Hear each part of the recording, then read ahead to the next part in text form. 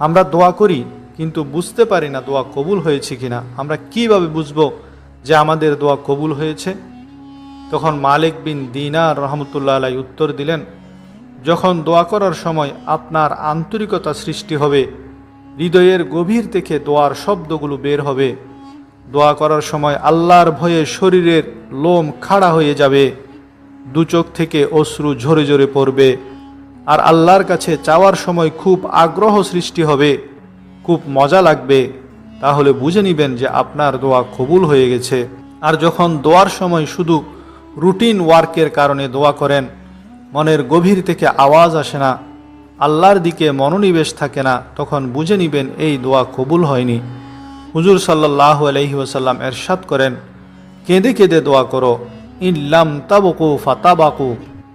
যদি কান্না না আসে তবে কান্নাকারীর মতো আহাজারি করো।